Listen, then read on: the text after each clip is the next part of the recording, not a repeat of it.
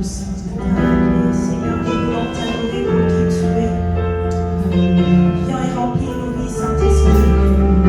Alléluia. Je veux t'adorer. Oh, Père. Saint-Esprit, viens et remplis nos vies.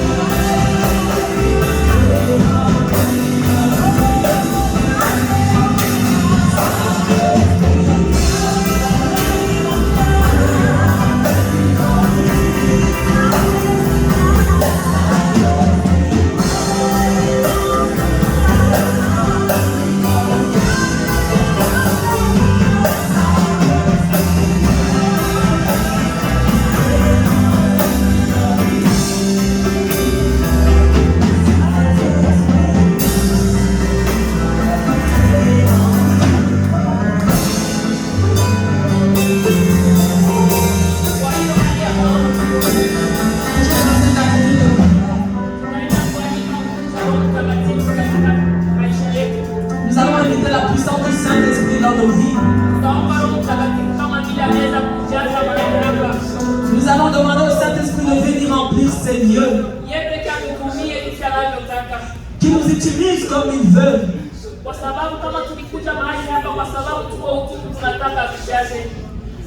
Si nous sommes venus en ces lieux, nous devons être remplis par lui. C'est pour cela que nous allons inviter le Saint-Esprit en ces lieux.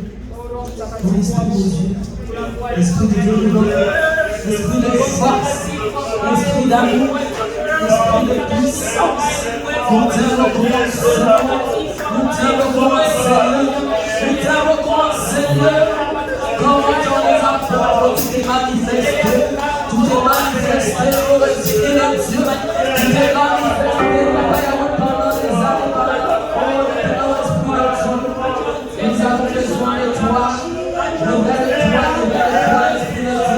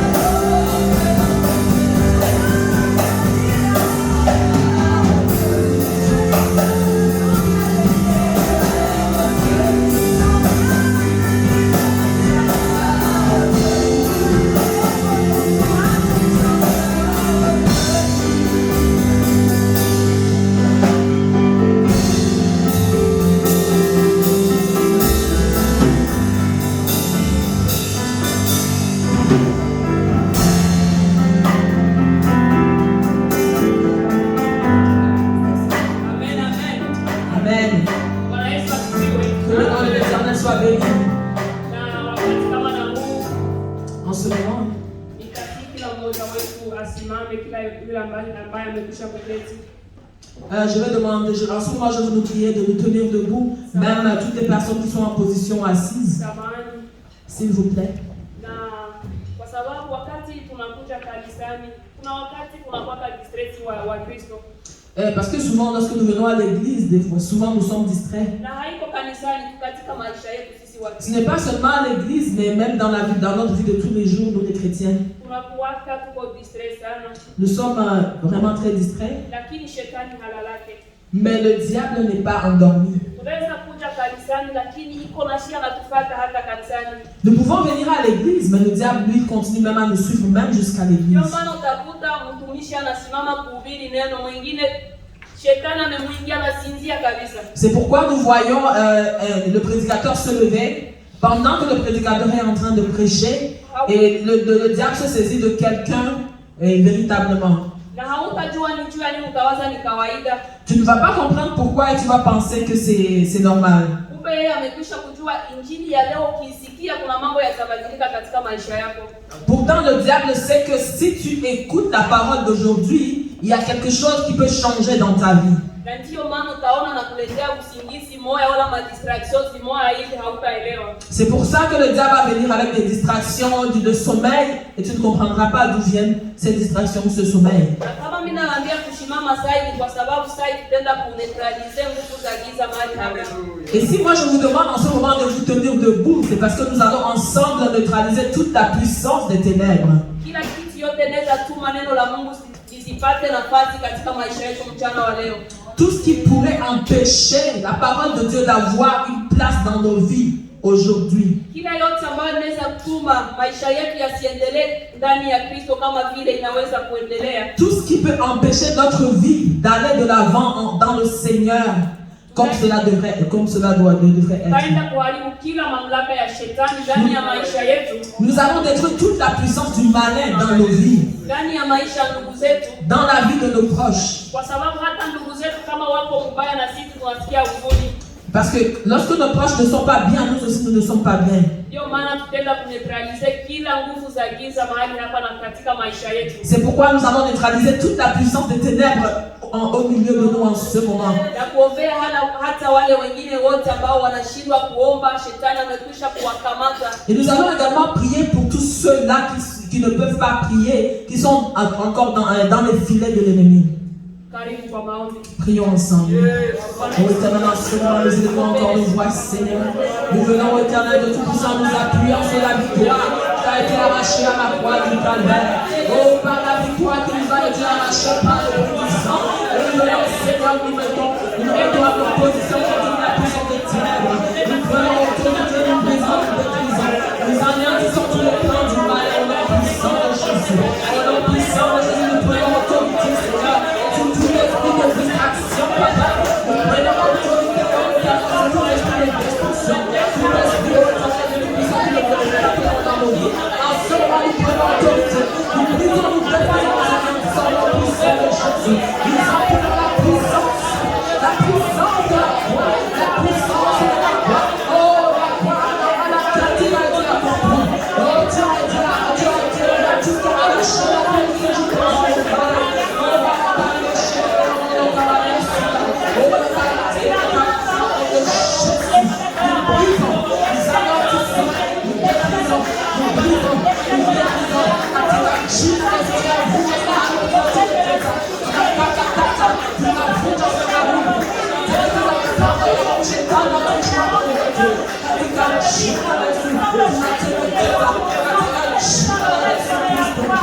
Merci parce que nous avons la victoire. Par le sang de Jésus, nous avons la victoire.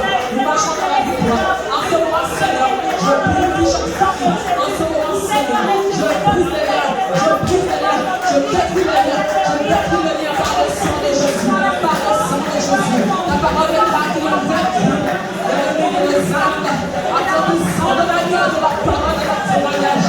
Nous déclarons cette parole. Par la bénédiction de Dieu. Par le sang. Les captifs sont libérés. Les captifs sont libérés. Oh, la parole est chère. marche sur les serpents, nous marchons dans les serpents, nous écrasons les scorpions. Nous avons donné l'autorité de marcher sur les serpents et scorpions. De la puissance de ténèbres, de la puissance de Jésus. Nous avons entendu Dieu, nous avons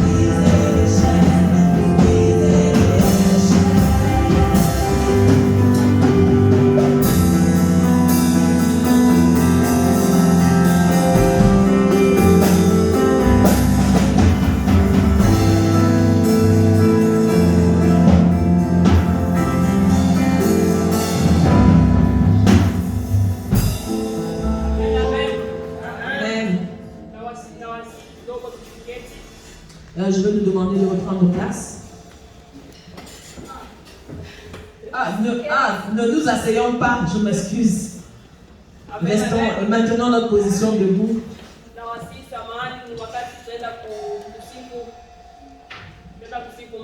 C'est car ça va être le moment de louer le Seigneur.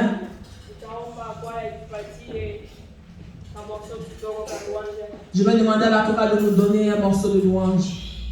Amen, amen.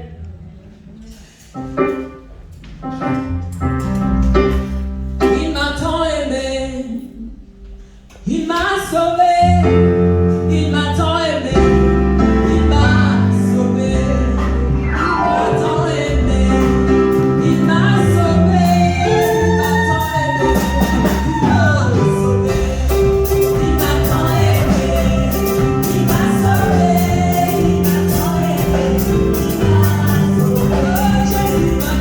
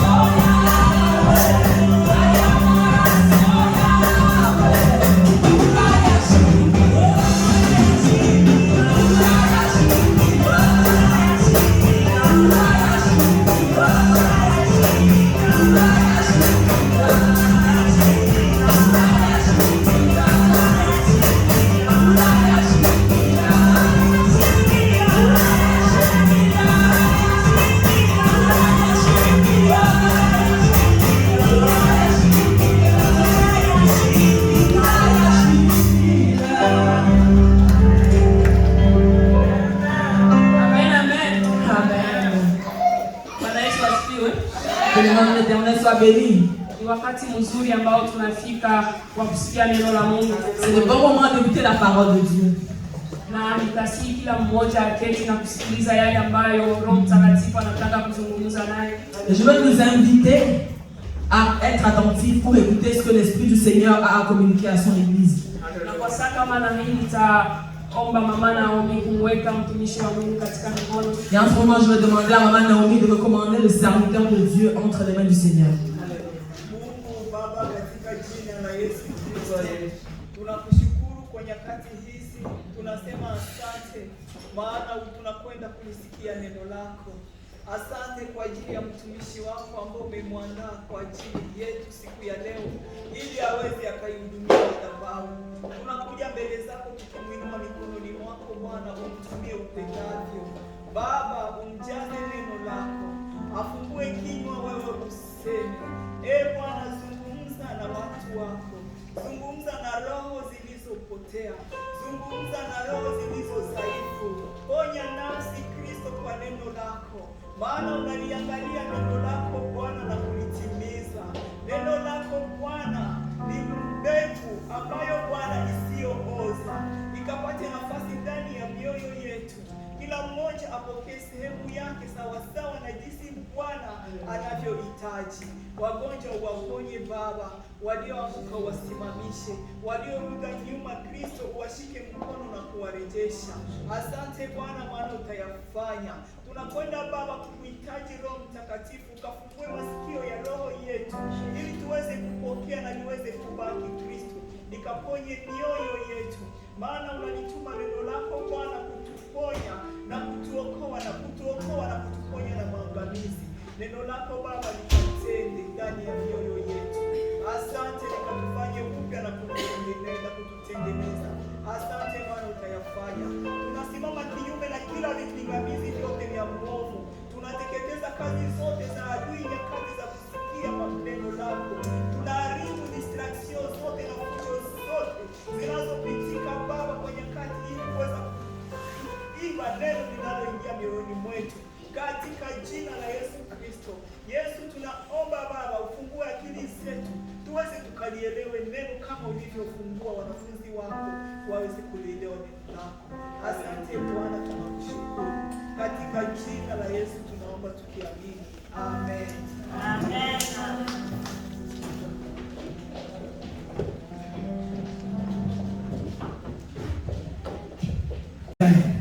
Je vous salue dans le précieux nom de notre Seigneur Jésus-Christ. Na wasalimu katika jina la Bwana wetu Yesu Kristo.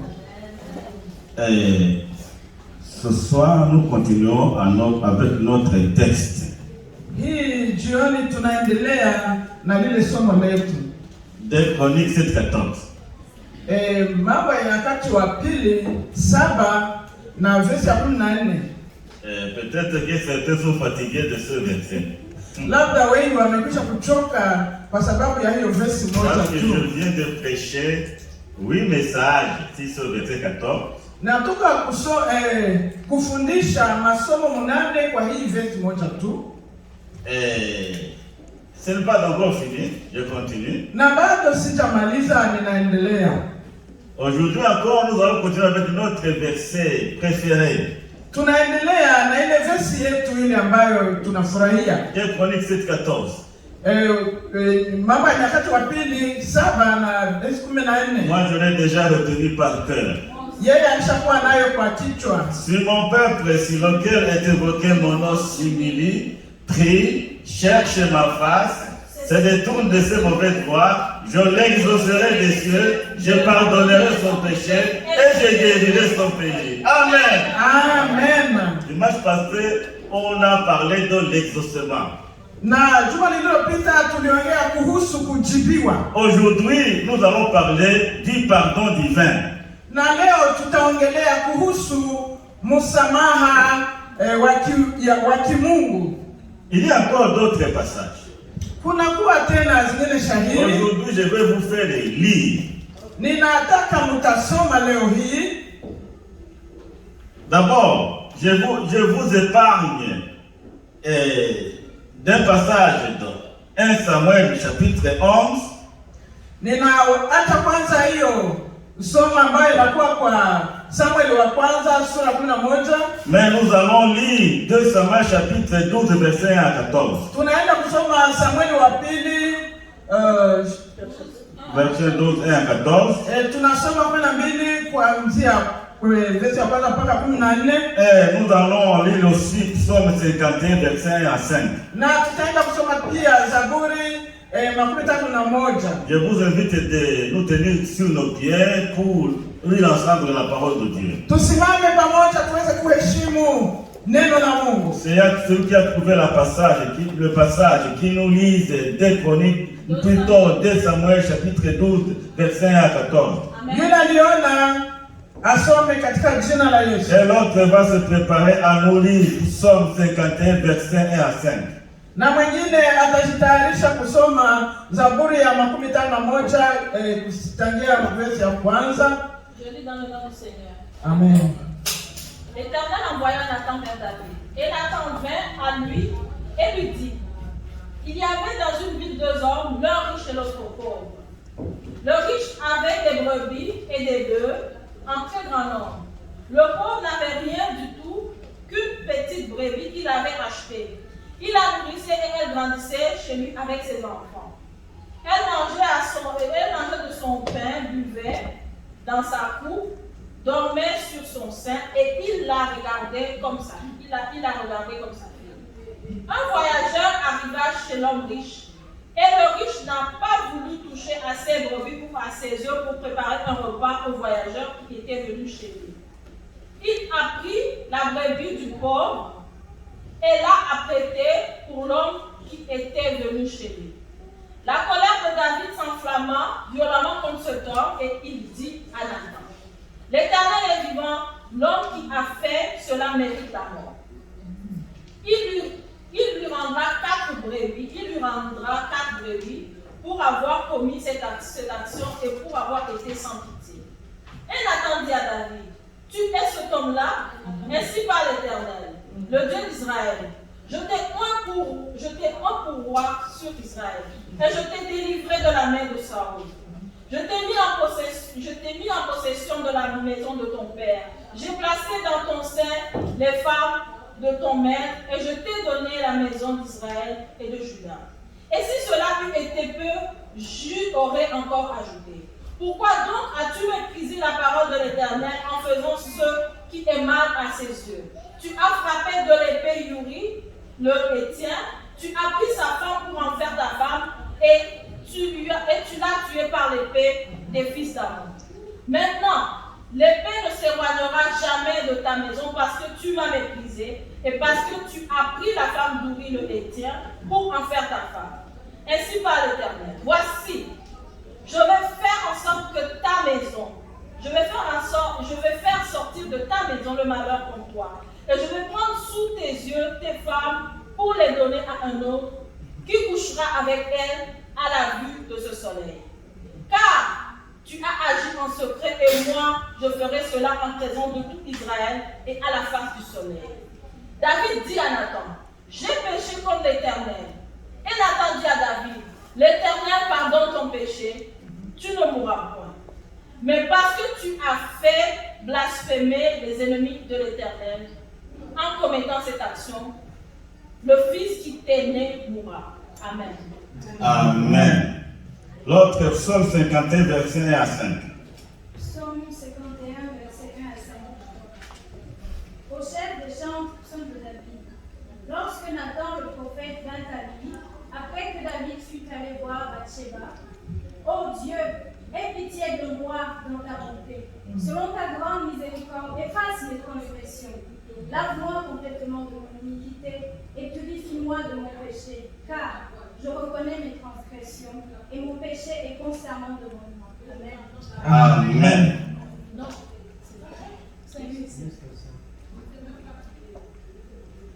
Pouvez vous asseoir. Muketi tafadhali. Le péché est le problème fondamental de l'humanité. Dhambi ni kiini kubwa ambayo inasumbua dunia. Et ici, la parole de Dieu nous montre comment nous devons le traiter avec fermeté. Na neno la Mungu linatufundisha jinsi gani ya kuiangalia dhambi kwa makini. Dans notre verset de base de 2 Chroniques 7:14, kwa hii somo letu ya Mambo ya Nyakati 14 na 7 na 14, nous avons lu et je lui pardonnerai son péché. Neno la Mungu likasema na nitamsamehe dhambi yake. Bien-aimés dans le Seigneur, wa ndugu katika Kristo, ça c'est la bonne nouvelle. Hii ni habari njema. Dieu promet de nous pardonner de tous nos péchés. Mungu anaahidi kutusamehe dhambi zetu zote. Mais je m'en vais vous désillusionner. Lakini nataka niwatoe katika hiyo giza. Le pardon de Dieu n'est pas un cadeau que Dieu nous présente sur un plateau d'or. Hii kusamehewa dhambi na Mungu si kitu ambacho analeta kwa urahisi tu. Mais le pardon de Dieu a ses exigences. Hii kusamehewa dhambi inakuwa na sharti zake. Et lesquelles sont ces exigences? Na hizo sharti ni gani? Premièrement, celui qui veut bénéficier du pardon divin doit se reconnaître pécheur. Yule ambaye anatakikana kupata msamaha kwa Mungu, se reconnaître pécheur et confesser ses péchés. Anapaswa kujitambua kwamba yeye ni mwenye dhambi na kukubali kutubu dhambi zake. Se reconnaître, il faut bien noter ces trois mots. Se reconnaître pécheur, kujitambua kama mwenye dhambi, confesser ses péchés, na kuweza kutubu na kuunga madhambi, et demander pardon. Na kuomba msamaha mbele za Mungu. Alléluia. Amen. Souvent ces trois mots nous manquent. Mara nyingi tunakosewa na haya matatu. Souvent nous n'arrivons pas à reconnaître nos fautes et nos péchés. Mara nyingi hatugundui makosa yetu na dhambi zetu. Souvent nous nous croyons toujours justes, parfaits. Kila mara tunajisikia sisi ni wenye haki na tunafaa. Nous pressons nos frères et sœurs et nous sentons à l'aise et calme à l'intérieur de nous-mêmes. Tunawatendea mabaya dada na kaka na tunajisikia tu sisi tunakuwa na haki. Nous ternissons la réputation de nos frères et sœurs en parlant mal d'eux indignement et nous nous croyons des vrais chrétiens. Tunaharibu hali ya dada na kaka tukiwasema vibaya na tunajidai sisi ni Wakristo wa Nous nourrissons la jalousie dans nos cœurs. Tunakuwa na ile wivu katika roho zetu. Et pendant la louange nous tenons nous chantons Bwana wa mabwana ahimidiwe. Na pale tunasimama na kuanza kuimba Bwana wa mabwana, que le nom de l'Éternel soit béni. Il y a trop de choses en nous. Kuna mambo mengi ndani yetu. En d'autres termes, nous couvons le péché. Vous avez couvé? Couver, c'est le verbe qu'on utilise dans l'élevage des poules. Na hapo ni ya kwamba tunachunga dhambi. Avant que un poussin se sortir dans l'œuf, la poule doit d'abord couver l'œuf. Mbele hii kuku ndogo iweze kutoka katika yai, yule mwenye kuku anawatia kwa mabawa yake kusudi mayai yaweze kukomaa humo. Nous entretenons beaucoup de péchés. Tunachunga sana dhambi. Nous vivons avec le péché. Tunaishi na dhambi. Nous marchons dans le péché. Tunatembea katika dhambi. On dirait que nous avons conclu un contrat de coexistence pacifique avec le péché. Tunakuwa sawa wale ambao tuliweza ungana kabisa kusema dhambi wewe na mimi tutakuwa pamoja. Bien-aimé, je vous apporte une bonne nouvelle comme je viens de le dire. Ninawaletea habari njema kama natoka kusema. Mais c'est une bonne nouvelle assortie des conditions. Ni habari njema ambayo inatembea na sharti. Sans accomplir ces conditions, kama hujatimiza hizo sharti, nous ne pouvons pas bénéficier du pardon de Dieu. Hatuwezi kamwe kupata msamaha mbele za Mungu. Parce que souvent nous nous moquons de Dieu. Kwa sababu mara nyingi tunamchekelea Mungu.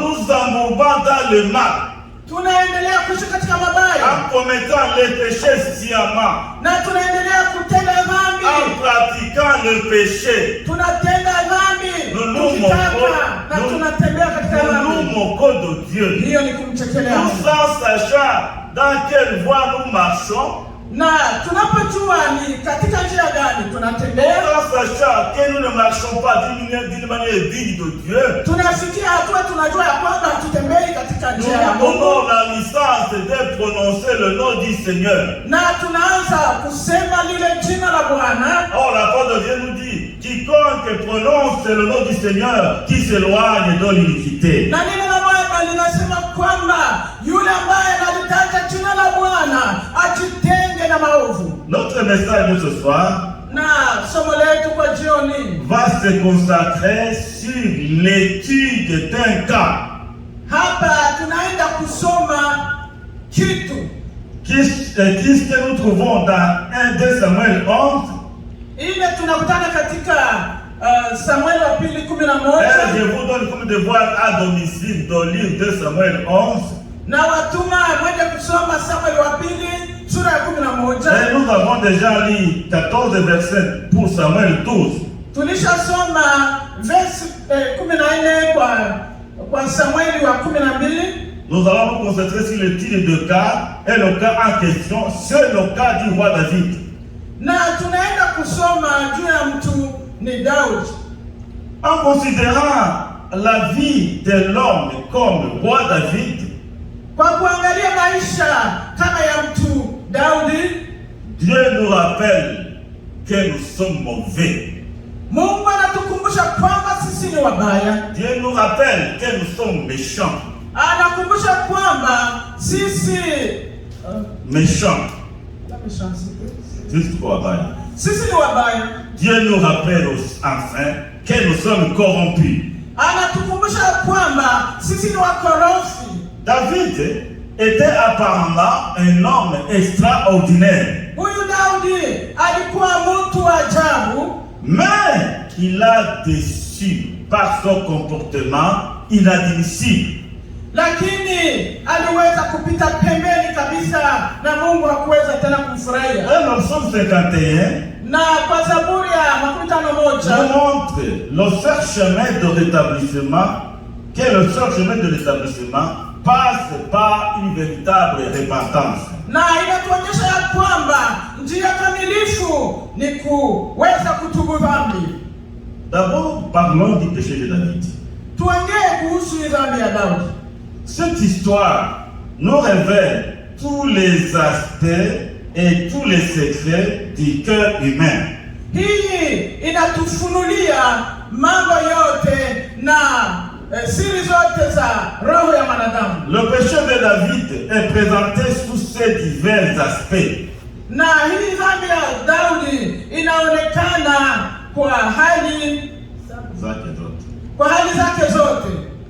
Adultère, Alikuwa mzinifu, meurtre, muuaji, hypocrisie, alikuwa mjanja, hypocrisie et mensonge.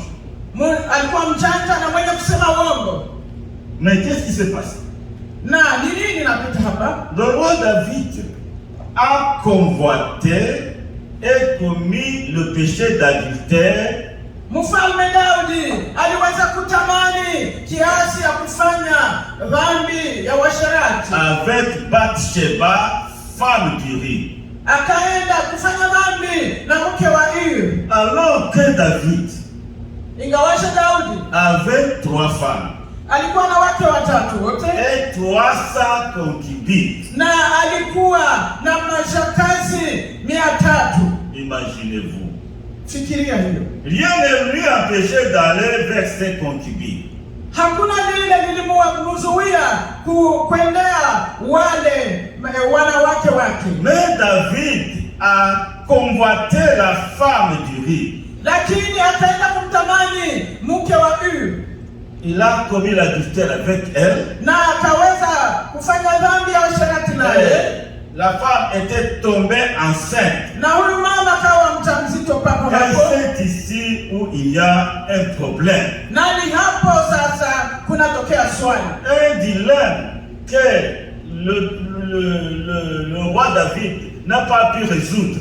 Hapo mfalme Daudi hakuweza kupata suluhisho ya neno hilo. Alors il s'est dit, oui, j'ai une idée. Akasema, nafikiria kitu kimoja. Je vais appeler son mari Nitamwitisha bwana yake Hima pour qu'il puisse venir coucher avec sa femme.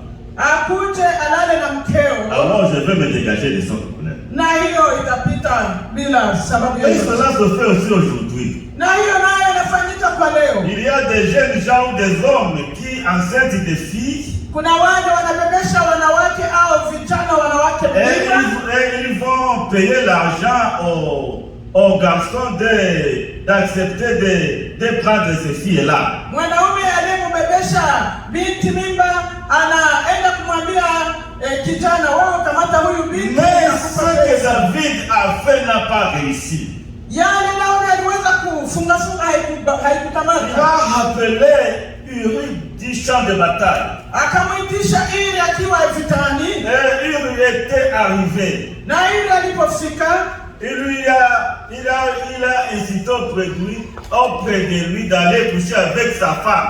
akamwambia ili, tangu leo utakuwa nyumbani mwa mkeo. Mais Uri a refusé. Ili akasema ni wakati ya vita, siwezi kwenda C'était kulala na mkeo. un homme de cœur. Alikuwa na roho, Il y avait des lois kulikuwa amri. que les soldats devaient respecter en étant sur le champ de bataille. Wakati sultani anakuwa kwenye vita, alipashwa kutii amri Le hizo. roi a tout fait Mfalme akafanya wezavyo, pour convaincre Uri. akataka kumshawishi ili, Mais Uri est resté ferme. yeye akawa mkamilifu kwa neno lake. Uri a dit non.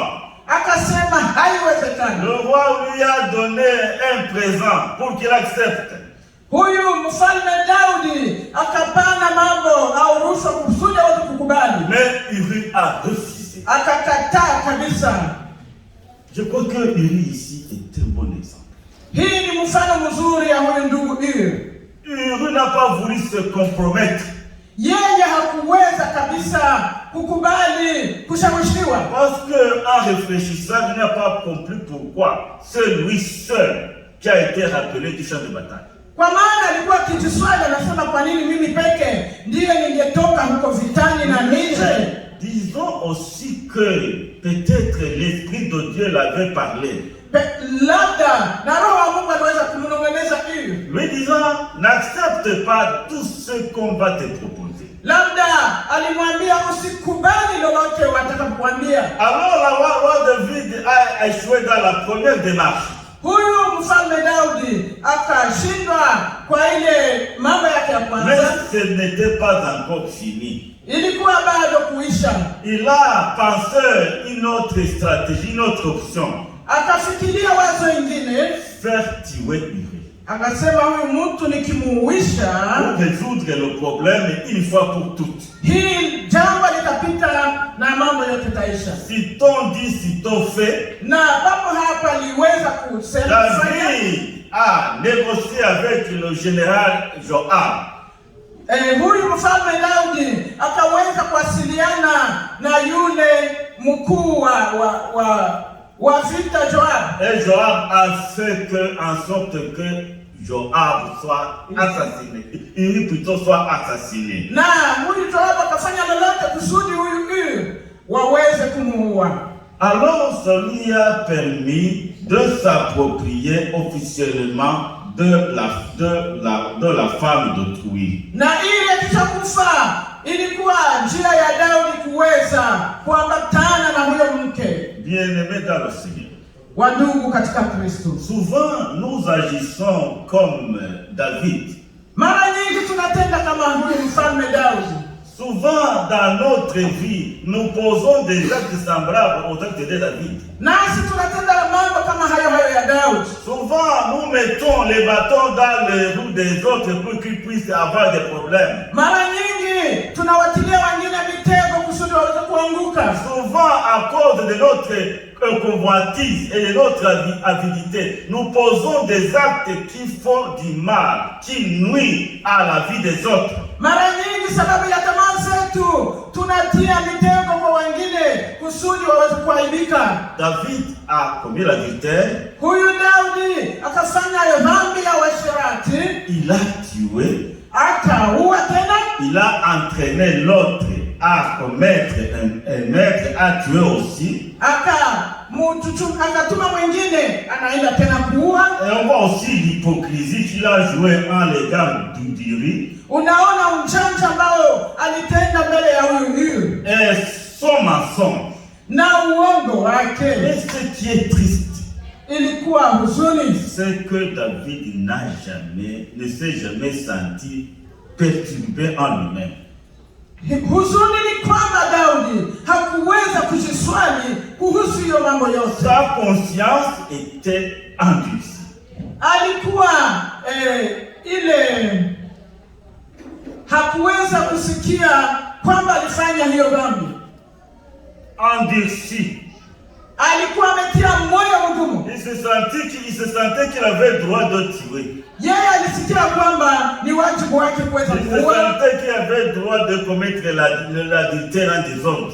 Alifikiria akasema, ni wajibu wangu kama mfalme kuweza kuzini na mwanamke Il se mwingine. sentait qu'il était capable de commettre n'importe quelle bêtise. Alijisikia kwamba amefanya dhambi awaye yote. En quelque sorte, il ne se sentit, il ne croyait pas que Dieu le voyait. Na hapa kufikiria Mungu kama namuona, hakuwa na Il dhamiri. a oublié que Dieu le voyait. Akasahau kwamba Mungu anamuona. Bien-aimés, Wandugu, sachons que tout ce que nous faisons, tujue yale yote tunayatenda, même dans le secret, hata katika siri, Dieu nous voit. Mungu anatuona. Mais Dieu va encore plus loin Na Mungu akaenda tena mbali pour aussi voir aussi comment nous raisonnons, nos pensées aussi. akafikiria kuangalia mafikara yetu. David dans 139 nous dit, Zaburi 139 il dit, Zaburi 139 nasema hivi, tu connais de loin mes pensées. unajua tangia mbali mawazo yangu. À partir d'aujourd'hui, sache que Dieu connaît de loin mes pensées et tes pensées. Jua kwamba Mungu tangia mbali anajua mawazo Pensées yangu. soient bonnes ou mauvaises, Dieu le connaît. Nikiwa na mawazo mabaya au mazuri, Mungu ajua Nous hayo. ne pouvons rien cacher à Dieu. Hakuna lolote tunaweza kumficha Mungu. David avait fait taire sa conscience. Na Daudi alinyamaza na hiyo dhamiri zake. Mais Dieu n'avait pas oublié. Mungu hakusahau. Dieu sentait toujours la douleur dans son cœur. Mungu alikuwa na huzuni ndani ya moyo wake. C'est pourquoi il a pris l'initiative Ndiyo maana aliweza kufanya hivi. d'aller chercher David. Alienda kumtafuta Daudi. Et Dieu a envoyé son prophète Nathan. Na akamtuma nabii wake Nathani. Oui, un temps s'était écoulé. Ndiyo wakati ilikuwa imepita Et mrefu. David croyait que c'était fini. Na Daudi akafikiria mambo yameisha. Je vais vous dire ceci. Acha niwaambie hivi. C'est fini, c'est pour nous les hommes.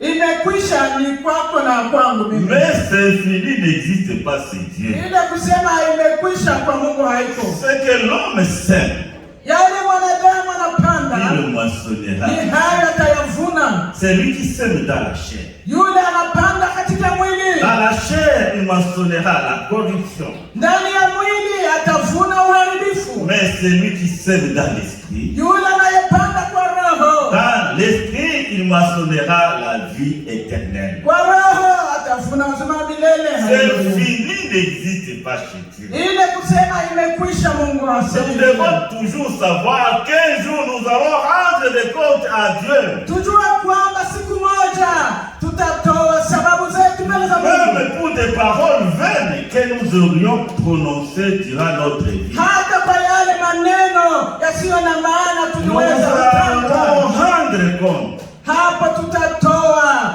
ripoti ya hayo Et yote. ici, nous voyons la grâce de Dieu en puissance.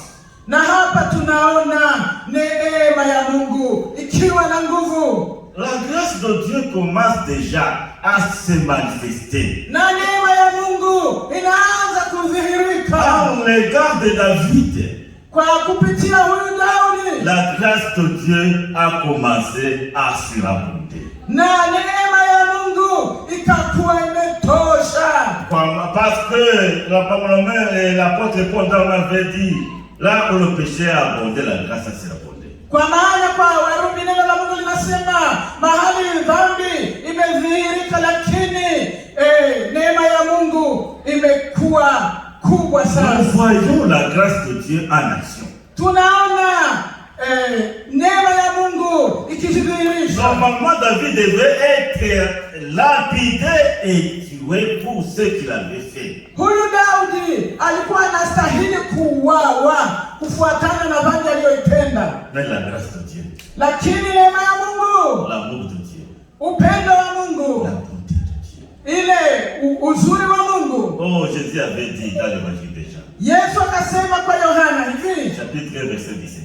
na sura ya kwanza na versi ya Car 27, la loi est venue par Moïse, ya kwamba amri zilitokana na Musa, mais la grâce et la vérité sont venues par Jésus-Christ. notre lakini neema na kweli vimetokana na Bwana wetu Yesu Kristo. David est le premier à goûter sur le fruit de la grâce. Na huyu Daudi alikuwa wa kwanza kuweza kufikiria neema, Dieu envoie son prophète. na Mungu akatuma sasa nabii.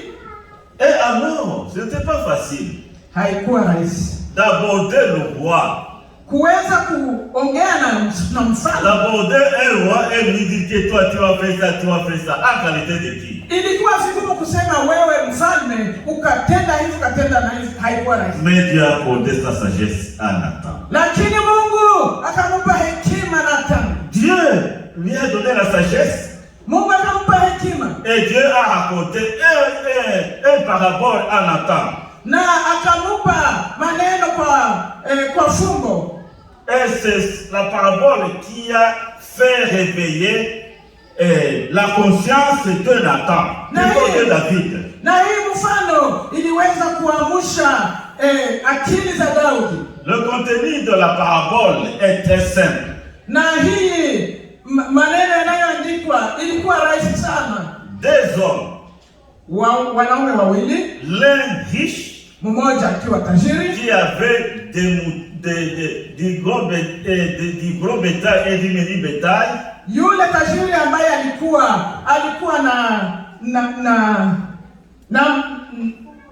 alikuwa na mafugo sana, mifugo wakubwa na wadogo, et un homme pauvre na maskini, qui avait une brebis maskini aliyekuwa na moja tu, qu'il aimait beaucoup. na hiyo moja alipenda. La parole de Dieu nous dit qu'il considérait la brebis là comme sa fille. Neno la Mungu linasema ya kwamba hii mnyama alikuwa akiona kama binti wake. Un jour, Na siku moja le voyageur est arrivé chez l'homme riche. na huyu msafiri akafika kwa huyu tajiri, Et il est allé prendre la brebis de l'homme pauvre. akakamata ile kondoo moja ya yule maskini, Au lieu de prendre dans son troupeau, bahali akamata miongoni mwa wale wanyama wake wengi, il est allé prendre la brebis de l'homme pauvre. akaenda kukamata ile kondoo moja tu ya maskini. Bien-aimé dans le Seigneur, Wandugu katika Kristo, c'est le monde dans lequel nous vivons. ni dunia hii tunayoishi leo. L'esprit de ce monde. Roho ya dunia hii, Ici, nous sommes en présence d'un capitalisme sauvage. hapa tunakuwa mbele ya watu ambao wamejikamata kama minyama. Le capitalisme veut toujours exploiter les pauvres eux-mêmes, ravir les pauvres du peu qu'ils avaient. Mahali ambapo tajiri anataka chukue yote na kale kadogo ambapo maskini kwa Nous évoluons dans un système mauvais. tunaishi katika hali mbaya, Un système qui veut nous appauvrir. ile system ambayo anataka tuwe kila mara maskini. Un système qui veut nous rendre pauvres. System ambayo inataka tuwe kabisa maskini kila mara. Tu vas travailler, tu vas bénéficier d'un emploi. Utapata kazi. Tu vas travailler pendant un mois. Unatumika mwezi mmoja. Mais tout cet argent-là, on va te dépouiller ça d'une manière malicieuse. Na hizo pesa zitakuisha hapo, watakamata na hii ndio ya kwenda pale, ile enda pale. Et tu ne seras jamais riche. Na hakuna siku moja naweza kuwa tajiri. Je ne sais pas si je me fais entendre. Nafikiri mnanisikiliza. Nous vivons dans un mauvais système. Tunaishi katika system mbaya. Même si tu travailles, ingawaje unatumika, tu demeureras pauvre. Utaendelea kuwa maskini. Et le peu qui te reste, na ile kidogo nabaki nayo, on viendra te laver ça. Watakuta tena wakunyang'anye. Et tu resteras sans rien. Na utabaki hivyo hivyo. Le capitalisme est un mauvais système. Hii kapitalisme ni wakati mbaya kabisa. C'est un système diabolique. Ni hatua kabisa ya kishetani. Qui veut appauvrir et appauvrir. Ile ambayo inataka tuwe wa maskini tuendelee kuwa maskini. C'est un système d'oppression.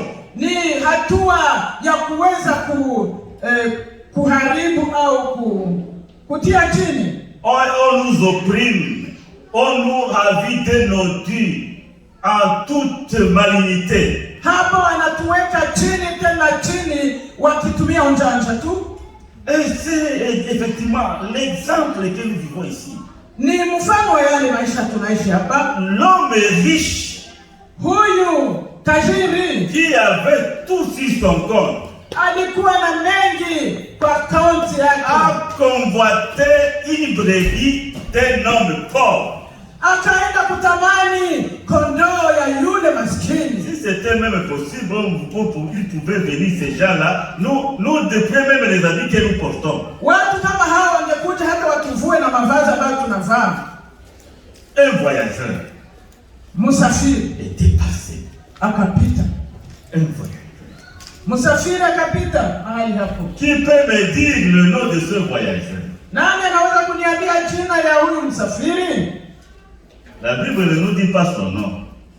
Biblia haisemi jina lake. Qui peut imaginer le nom du voyageur en question? Nani anaweza kufikiria alikuwa nani?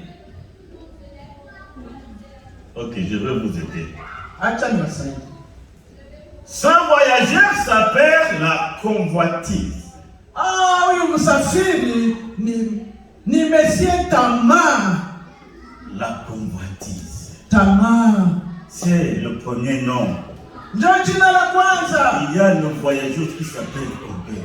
Kuna ule naye anaitwa kiburi. Il y a le voyageur qui s'appelle Rancune. Kuna yule ambaye anachunga mabaya ndani mwake. Il y a le voyageur qui s'appelle jalousie. Kuna yule naye kazi yake ni wivu. Il y a le voyageur qui s'appelle calomniateur. Kuna yule naye ni mtukanaji au wa kusingizia. Le voyageur qui vient seulement pour t'inciter à parler du mal des autres. Ni yule anatembea kusudi akusukumia kusema vibaya kwa wengine. Il y a beaucoup de voyageurs qui nous visitent. Kuna wasafiri wengi ambao wanakuja kutuona. Ils nous visitent. Wanakuja kutuona. Il y a des portes que nous ne devons pas ouvrir. Kuna milango ambayo hatupaswi kufungua jamani. Nous ne devons pas ouvrir les portes de nos cœurs à n'importe quel visiteur ou à n'importe quel voyageur. Si vizuri kumfungulia kila msafiri, kila kumfungulia kila mgeni. Car nous sommes tous exposés à recevoir des visites. Kwa kweli ni wajibu wetu kuweza kupokea wageni. Des visites spirituelles. Wageni wa kiroho kwa pas des visites la physique. Sio wageni ambao tunaona kwa macho yetu. Des visites spirituelles. Ni mambo yanapita kiroho. Pour le cas de David. Kwa kusema kwa ajili ya Daudi. C'était le voyageur appelé convoitise. Huyu Daudi alitawaliwa na tamaa. Et la parole de Dieu nous dit. Neno la Mungu likasema hivi. Dans l'épître de Jacques, Katika kitabu cha Yakobo. chapitre 1, verset 14 à 15. 1:14 mpaka 15. Mais chacun est tenté quand il est attiré et amorcé par sa propre convoitise. Eti mtu aliweza kudanganyikwa sababu alitawaliwa na tamaa zake mwenyewe. Puis la convoitise, lorsqu'il a conçu, Na akishakuwa na hiyo tamaa, enfante le péché. inazaa dhambi. Et le péché étant consommé, Na hiyo dhambi kisha kutendwa, produit la mort. inaleta kifo. Que Dieu nous aide. Mungu atuwezeshe. David a bien écouté la parabole. Daudi Il a bien écouté la parabole. aliweza kujua hiyo mfano. Et l'apôtre nous dit, après avoir écouté Neno la Mungu linasema kisha kusikia, la parole, la colère de David s'enflamma. hata tawaliwa sasa na La kisirani kabisa. La colère de David s'enflamma. Akakuwa amekuwa na kisirani. Et prononça son discours. Akasema hivi sasa, L'Éternel est vivant. Mungu aishie. L'homme qui a fait cela Huyu mwanaume aliyetenda hayo, est digne de mort. huyu anastahili kifo. Il rendra la brebis au quadruple. Na anapaswa kumrudishia huyu maskini kondoo zake mara 4. Il a fait cette chose-là Kwa sababu alifanya et hilo qui n'a pas eu pitié. na hakuweza kumsikilia huruma. En l'exemple de David. Hiyo ni mfano wa Daudi. Nous avons toujours tendance à juger sévèrement les autres. Tunakuwa na ile kuweza kuwahukumu wengine na nguvu nyingi, sans que nos cœurs soient jugés. na bila kugundua roho zetu. Nous jugeons les autres facilement. Tunaweza kuwahukumu wengine kwa urahisi.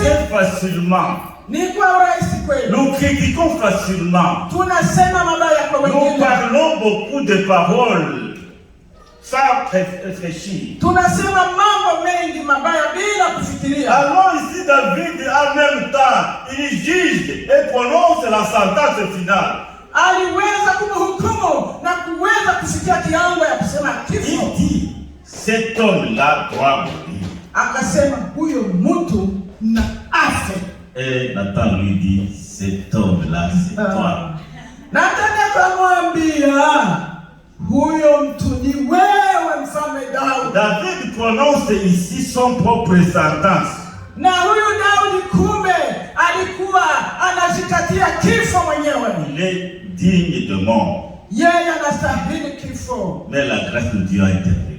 Lakini neema ya Mungu ikamjia. David n'est pas mort. Haleluya. Daudi hakuweza kufa. Dieu l'a pardonné. Mungu alimsamehe. Haleluya. Il y a une parole Kuna neno qui nous dit linasema hivi. dans Matthieu 7, 2 à 5. Mathayo 7:2 mpaka 5. Mais ici je suis seulement le verset 3. Na anaenda kutaja versi ya 3 tu. Où il est dit que Inasema hivi. c'est une question que Jésus pose. Ni ulizo ambalo Yesu anauliza. Pourquoi vois-tu la paille qui est dans l'œil de ton prochain? Kwa nini unaona boriti katika jicho la mwenzako? Paille. Tu penses. Unaona panzi katika jicho la mwenzako?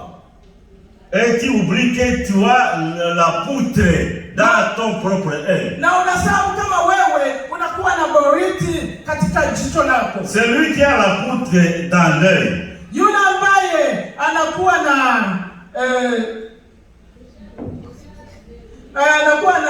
kipanzi. Poutre, boriti. Yule ambaye anakuwa na boriti ni kubwa kuliko kipanzi. Ndio. Est-ce que cet homme-là peut voir la paille même qui est dans l'œil de l'autre? Yule ambaye anakuwa na boriti kubwa, je, anaweza kuona panzi ndogo ambayo inakuwa kwa jicho la mwenzake? Bien-aimé, c'est là notre situation. Ni hivi na sisi kwa leo. Nous voulons rectifier les autres. tunapenda kusahihisha wengine, les mettre sur le droit chemin, kuwatia kwenye njia iliyo halali, sans savoir à notre situation catastrophique. na tunasahau njia yetu ambayo imefika mbali Dans sana. mon œil, dans ton œil, il y a le poutre. Katika jicho langu, jicho lako, munakuwa boriti. Alors je me donne la licence de voir facilement une petite paille dans l'œil de l'autre. Niko na boriti kubwa, lakini niko naona kipazi kadogo tukenyeka na kwa mtoto wa mwingine. Bien-aimés, Wandugu, nous devons faire attention. tufanye angalisho. Nous avons tendance à regarder les autres, Tunaangalia wengine, à regarder ce que les autres font. tunaangalia yale wengine wanafanya. Mais nous devions d'abord nous regarder, Ni vizuri tujiangalie kwanza wenyewe, rentrer en nous-mêmes pour voir si nous sommes dans le droit chemin. tujioji kwanza wenyewe, tujue kama tuko katika Si njia. David avait procédé à cet exercice, Daudi aliweza kufikiria hayo. si David avait procédé à cet exercice, Kama Daudi angeweza kuangalia kama hivyo, il n'allait pas dire cet homme doit mourir. hangeweza kutamka eti huyu mtu na afe. Si David avait pensé à son propre état spirituel, Daudi angefikiria hali yake ya kiroho, il allait tout de suite reconnaître que c'est lui dont c'est celui-même que le prophète parlait. angeweza kupita na fikiria ya kwamba ni yeye ambaye nabii alikuwa. Mais David s'est mis à l'état Lakini Daudi akajitia pour kando, condamner une autre personne akaanza kumhukumu mtu mwingine, qui n'existe pas même. mtu ambaye haishi. Et au prophète de lui dit, Na nabii akamwambia, c'est toi, cet homme-là. ni wewe yule mwanaume, ni wewe.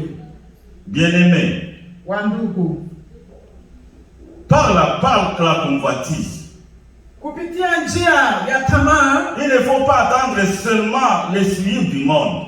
si vizuri kungojea kwanza ile uchafu wa dunia, Mais les convoitises se manifestent de diverses façons. lakini hii tamaa inaonekana kwa hali mbalimbali. Il y a la convoitise des yeux. Kuna kuwa ile tamaa ya macho, Il y a la convoitise de la chair. kuna kuwa tamaa ya mwili, Il y a l'orgueil. kuna kuwa kiburi, Il y a les ambitions. kuna kuwa Il y a les ambitions. yale ambayo watu wanafikiria, Et tout cela na yanayofanana na hayo, dont j'ai identifié aux voyageurs, yale ambayo alifananisha na huyo msafiri, nous arrive tous les jours yanatufikiria kila siku kila siku, et veut pénétrer dans le cœur du chrétien. na yanataka yaingia katika mwili au roho ya Mkristo. Et combien de jours et d'années se passent sans que nous leur fermions la porte? Na ni siku ngapi, miaka mingapi inapita na hatuwezi kuwafungia milango? Chers bien-aimés dans le Seigneur, Wapendwa katika Kristo, nous devons vivre. ni vizuri tuamke. La parole de Dieu nous dit, Neno la Mungu linasema, garde ton cœur chunga roho yako plus que toute autre chose, kushindia mambo mengine yote, car c'est de lui que vient le source de vie. kwa sababu ni humo mnatoka chemchem ya uzima. Nous ne sommes pas prêts à fermer les portes. Hatuko tayari kuweza kufunga milango. Pourtant, la vie chrétienne victorieuse Ingawaje maisha ya Mkristo ya ushindi consiste à fermer la porte à toute mauvaise influence. ni wajibu wa Mkristo kuweza kufunga milango kwa yale matendo yote mabaya. Souvent, nous laissons les mauvaises influences accéder à nos vies, même à nos vies spirituelles. Tunaacha yale mabaya kuweza kutufikiria na kuweza kufika hata kwa hali yetu ya Et kiroho. quand ces mauvaises influences nous ont déjà pénétré, Na haya mabaya yakisha kutuingilia, notre spiritualité en souffre. maisha yetu ya kiroho yanaanza sasa kusumbuka, Et nous demeurons des chrétiens de nom, na hapo tunaendelea tu kuitwa Wakristo wa des heshima, chrétiens faibles, Wakristo wadhaifu, des chrétiens mondains. Wakristo wanaishi kama wa dunia, des chrétiens incapables. Wakristo ambao hawajiwezi, Parce que là où les mauvaises influences ont élu domicile, wakati hizo tabia mbaya zinaingia, le Saint-Esprit ne peut plus agir. Roho Mtakatifu hawezi tena kutenda. Chaque fois que nous ouvrons la porte à ces hôtes démoniaques, wakati tunafungulia milango hao wabaya, nous méprisons le Seigneur. hapo ni kama tumemdharau Mungu, Et ne pouvons pas aller de l'avant dans notre spiritualité. na hatuwezi kweli kuendelea mbele katika hali ya Ukristo wetu. À ce niveau, Kwa hatua hiyo, David avait un casier judiciaire très lourd. huyu Daudi alikuwa mtu wa kupelekwa mahakamani kabisa, Un casier judiciaire auquel il ne pouvait pas se dérober. hangeweza kupitia hii. Et ainsi Nathan en profite pour sermonner David. Na Nathani akaweza kufikiria hii kusudi aweze kumuambia Daudi, Il lui rappelle les bienfaits de Dieu à son endroit. akamkumbusha matendo mema ya Mungu kwake. S'il n'était pas satisfait, il allait en demander d'autres. Kama hakuwa anatosheleka, angeweza kuomba mengine kwa Mungu. C'est à ce niveau Ni kwa hiyo hatua, que David dit, na Daudi akasema, j'ai péché contre l'Éternel. nilitenda dhambi kwa Mungu. C'est une phrase lourde de sens. Ni msemo ambao ni mzito. J'ai péché contre l'Éternel. Nilitenda dhambi mbele za Bwana. Tout le monde devrait en arriver là. Sisi sote tumefikia hiyo Dans nos prières, katika maombi yetu. disons dans cette phrase, Tuseme neno hilo, j'ai péché contre l'Éternel. nilimtenda dhambi Bwana. Le premier concerné, c'est Dieu, notre Seigneur. Yule ambaye mambo haya yanaangalia wa kwanza ni Mungu mwenyewe. J'ai péché contre l'Éternel. Nilitenda dhambi mbele za Bwana. Ici, David ne présente aucune excuse. Hapa Daudi hakuweza kujuta, Ne fait état d'aucune circonstance atténuante. Ne fait état d'aucune circonstance atténuante. hakuweza kufikiria hata neno moja la kuweza kutubu. Il réalise que son péché n'était pas d'abord contre Uri ou contre Bathsheba, mais avant tout contre Dieu. Akaweza kufikiria kwamba hii dhambi haikukuwa kwa ajili ya Bathsheba au kwa ajili ya Uri, lakini akajua amemtenda Mungu dhambi. Une chose à comprendre Kuna neno moja kuweza kuelewa et à intégrer à nous. na kuweza kufikiria wenyewe. Nous péchons d'abord contre Dieu. Tunatenda dhambi mbele za Nous Mungu. avons toujours des relations. Tunakuwa na uhusiano mbili. Il y a une relation verticale.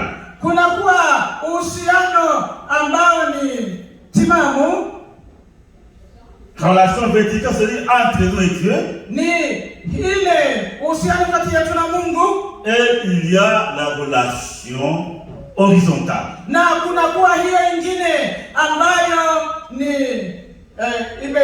imekuwa mkato Il y a conséquence, ya kuhusikana mtu na mwingine.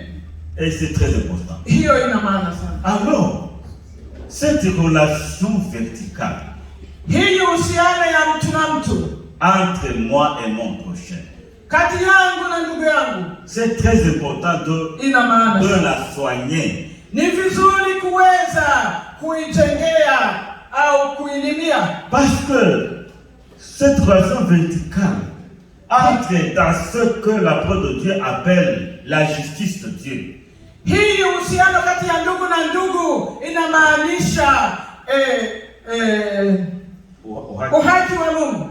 La justice de Dieu Haki ya Mungu nous pousse d'abord inatusukumia à kwanza penser à un frère que nous avons lésé kufikiria yule ndugu ambaye alimtendea mabaya, mais aussi et surtout, lakini tena na zaidi, quand nous considérons le passage de Matthieu 33, kama tunaangalia Mathayo 6:36, la parole nous dit, cherchez premièrement le royaume de Dieu. Tafuta kwanza ufalme wa Mungu. Alors comment se passe l'affaire? Na yanapita namna gani? Je m'en vais d'abord vers Dieu. Tunaenda kwanza mbele za Mungu. J'ai dit, oh Éternel, j'ai péché contre toi. Baba, nimekukosea. Dieu dit oui. Anasema ndio. J'ai compris et j'ai vu. Nilielewa na niliona. Alors on va accomplir la justice. Eba sasa kutenda haki. Pour que la relation verticale soit bien soignée, kusudi ile uhusiano kati ya Mungu na mwanadamu uweze kutendeka vizuri, bien que Dieu a compris, ndio Mungu alisikia, bien que Dieu est prêt à pardonner, ndio Mungu iko karibu kusamehe, mais pour accomplir la justice de Dieu, kusudi haki ya Mungu itendeke, Dieu t'envoie vers ton prochain. Anakutuma kwa jirani yako. Souvent nous faisons le contraire. Mara nyingi tunafanya kitofauti. Dieu lui est prêt à pardonner. Mungu ni karibu kuweza kutuhurumia. Mais souvent nous avons de la peine, lakini tunakuwa wagumu à demander pardon à notre prochain. Tunakuwa wagumu kusema dada, kaka, nisamehe. Il y a ceux qui disent, qui viennent et disent, kuna mara nafika, quelqu'un qui va demander pardon, il va mettre ici. Na akitaka kuomba msamaha nasema kama si je t'ai blessé, kama nisikia na kuumiza, pardonne-moi. Nisamehe basi. C'est une façon là que nous utilisons. Ni hiyo tunatumia. L'autre dit je m'excuse. Mwingine anasema samahani. Non, je m'excuse. Elle est quelque chose, je suis désolé. Niuye radhi. Je suis désolé. Je regrette. Ndio kabisa, niuye radhi. Mais nous avons de la peine. Tunakuwa na shida à dire à notre frère, à notre soeur, pardonne-moi, je t'ai blessé. Nisamehe, kweli nimekukosea. Mais tu vas dire si. Kama ceci vient faire quoi? Hiyo kama inatoka wapi? Tu n'es pas convaincu que tu as blessé ton frère ou ta soeur? Yaani hamjui kwamba ulimfanyizia mabaya? C'est le diable qui nous ment. Ni shetani anatudanganya. Le demander pardon ne doit pas marcher avec si. Kuomba msamaha haiendi na kama. Il faut d'abord y réfléchir. Ni kufikiria kwanza. Penser au mal que tu as causé à ton prochain. Fikiria yale mabaya ulitendea mwenzako. Penser à la blessure que tu as infligée à ton prochain, bien à ta soeur. Kumbuka ile kidonda ulimweka ndugu yako na kumkosea. Humblement. Na unyenyekee. Ma soeur, dada, mon frère, kaka, pardonne-moi. Nisamehe. Ce sont des petits exercices ni neno ndogo tu que nous sommes appelés à faire. Ambayo natubidi kutenda. Demandez pardon sincèrement. Kuomba msamaha kinaganaga. Et quand nous demandons pardon sincèrement, na tukiomba msamaha na roho moja, en même temps Dieu nous ouvre toutes les portes de bénédiction. Mungu anatufungulia papo hapo milango ya baraka.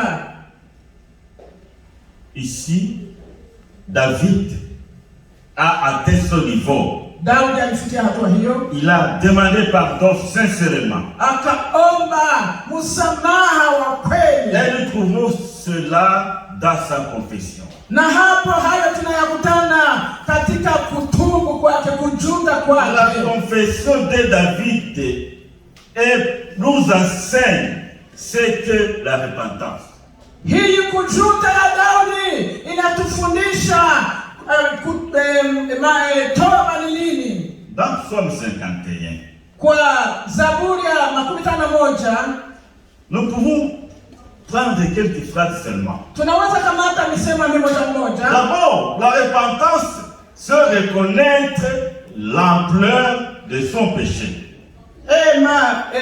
Toba ni kukubali na kujua dhambi yangu imekuwa uzito wa dhambi wangu ilikuwa kiasi gani. Par exemple, au verset 3, il dit, Kwa verse ya 3 anasema hivi, car je connais mes transgressions. yaani mimi najua ni namna gani niliweza kutenda Un mabaya, bon péché est constamment devant moi. na hii dhambi inanijia kila mara. Se repentir encore, Na kutubu tena c'est reconnaître sa culpabilité et son offense contre Dieu. ni kujua yale mabaya nilifanya mbele za Mungu. Et au verset 4, nous lisons, Na verse ya 4 anasema j'ai hivi, péché contre toi seul, nimetenda dhambi mbele yako et Dieu mwenyewe, fait ce qui est mal à tes yeux. na nikatenda mabaya mbele za uso wako. Se repentir, c'est aussi reconnaître sa nature pécheresse. Kuweza kutubu ni kujua hali yako ya dhambi. Verset 5 dit, Na verse ya 5 parce que je anasema, suis né dans l'iniquité, et ma mère m'a conçu dans le péché. niliweza kuzaliwa nikiwa mwenye dhambi na ninaishi katika dhambi. Enfin, se repentir, Kutubu dhambi c'est vouloir être sauvé de son péché et pas simplement de ses conséquences. ni kutaka kutubu dhambi, haiko ile yale ambayo yanafuatana nayo. Verset 2. Oh Dieu, aie pitié de moi dans ta bonté, selon ta grande miséricorde, et efface mes transgressions. Baba, unisamehe, uniwie radhi na unisamehe makosa yangu yote. Lave-moi, purifie-moi, et je serai plus blanc que la neige. Unioshe, unisafishe na nitakuwa mweupe kama theluji. Bien-aimé là aussi, Wandugu katika Kristo, Dieu pardonne les péchés. Mungu anasamehe dhambi, Mais en pardonnant les péchés, les conséquences du péché demeurent. lakini yale ambayo yanatembea na hiyo dhambi yanabaki. Les conséquences du péché demeurent. Yale ambayo yanatembea na dhambi hiyo yanadumu. Dieu a pardonné, mais il a prononcé sa sentence. Mungu alisamehe dhambi, lakini akatoa hukumu yake. Il a dit à David, Akamwambia Daudi, l'épée ne s'échappera pas de ta maison. eti upanga hautatokana na nyumba yako. Tu vas vivre dans ta famille des situations de conduite et de meurtre. Hapo kwa nyumba yako utaendelea kuishi dhambi ya usherati na dhambi ya uuaji. Et vous allez voir comment les conséquences du péché de David ont été un grand fardeau dans sa famille. Hii matukio ya dhambi ya Daudi ilikuwa mzigo mkubwa kwa jamaa lake. Ici, je m'en vais terminer en disant, Na maliza nikisema hivi, tout péché a ses conséquences. kila dhambi na matukio yake mabaya. Lorsqu'on pêche, Wakati unatenda dhambi, les conséquences sont là. kuna matukio Les mabaya. conséquences restent Matukio et yanatokea nous allons les endurer. na unapaswa Oui, Dieu kuyajua. va pardonner, Ndio Mungu mais atakusamehe, les conséquences vont toujours nous poursuivre. lakini matukio yanabaki hapo. Que Dieu vous bénisse. Amen. Mungu awabariki. Amen. Éternel Dieu Tout-Puissant, Jina la Yesu. nous te disons merci pour ce moment, pour ta parole que nous venons d'entendre. Nous voulons te demander, Seigneur, de la raciner dans nos vies et d'être prêt à demander toujours pardon et à vivre toujours sous la parapluie de ta grâce. Merci Seigneur, car tu nous pardonnes toujours. Et tu vas toujours pour nous pardonner. Si toutefois nous sommes prêts à reconnaître nos péchés, à les confesser et à demander pardon. Que ton nom soit béni et glorifié.